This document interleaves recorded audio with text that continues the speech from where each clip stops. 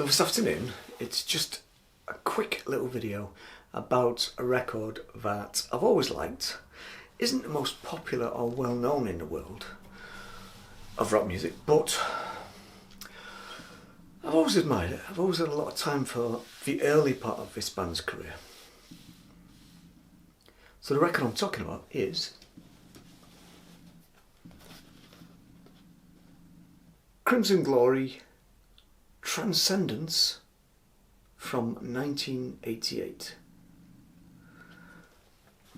Now, I discovered Crimson Glory completely by accident. I was listening to the Friday Rock Show one night with the late great Tommy Vance on BBC Radio 1 when they still did decent music, before it became what it is today, which is, I don't even want to say what it is today.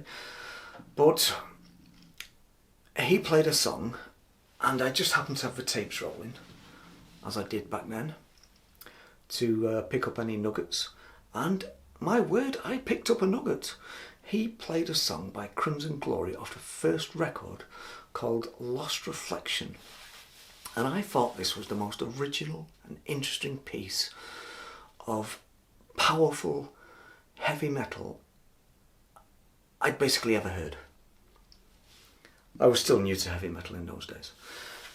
And he played it from, as I say, the debut self-titled Crimson Glory album. And I tried to get that record. I hunted high and low for it in record shops all over Manchester. Could not find it. Was eventually told by somebody that it was probably an import and you'd pay a premium for it. So I kind of gave up on the idea. Then I saw this in my local record store and thought, I know nothing about it, but it looks great. Brilliant artwork. And so I got it, and I was very, very happy with it. It's absolutely brilliant. How would you, speed metal, power metal, classic from the late 80s. It really is good. One of the things that appealed to me most was not just the singers, who's called Midnight, not just his vocals, but also the guitar work is superb, and the drumming is really interesting as well. Apparently they recorded the drums and cymbals separate from each other to create a better sort of stereo spread, a better mix in your ears, a better separation of instruments. Apparently it was arduous hard work, according to I think it was John Drenning, the guitar player, who's quoted as saying that, but I think it's worth it because the drums do sound extraordinary on this. Whether you can tell that they've been recorded in such an unusual way or not, that's up to better ears than mine. To me, they just sound extraordinary, quick and brilliantly played, and noticeably different. Now what I'm actually noticing I don't know, but there is something about the drumming on this record. So what songs have we got on here? Well, we have some classics. Lady of Winter. These songs stay with you in your head forever. As soon as you say the title, you hear it in your head. Red Sharks. Bloody Red Sharks. Painted Skies. Mask of the Red Death. In Dark Places. So it's a mixture of really quick, powerful power metal and more sort of laid back, emotive, almost ballady type stuff. But don't let that put you off if you haven't heard it, because it's not a ballad. Then you have side 2, Where Dragons Rule, and Lonely. Fantastic song, Lonely. Burning Bridges, which is, it's okay, but it's a little less memorable. Eternal World, absolutely superb. Superb, really is a great song. And the title track, Transcendence, which is kind of an instrumental thing that sort of brings it all down and finishes the album.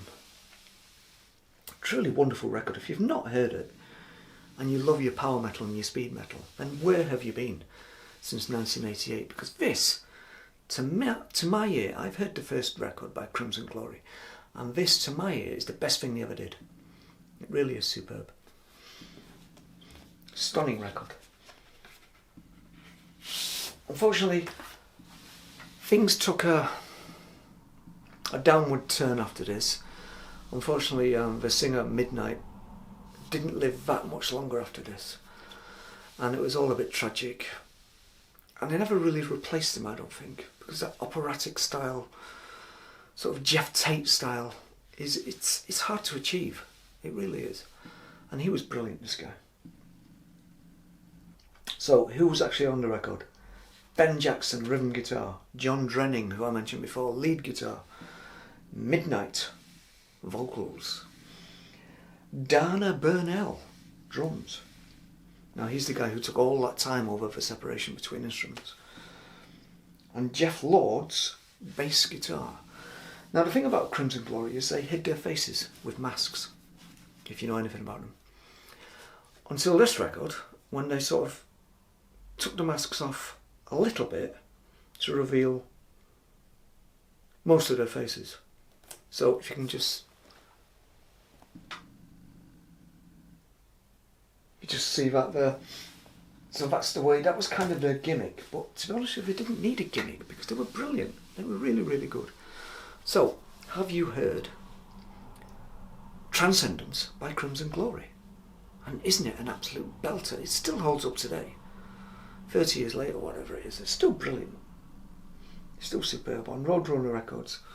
Absolute top-notch classic power metal. I'm not really a massive fan of power metal, but these guys, they had something interesting and original. Just for a while, they really did.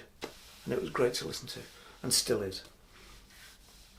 So that's Crimson Glory, Transcendence from 1988.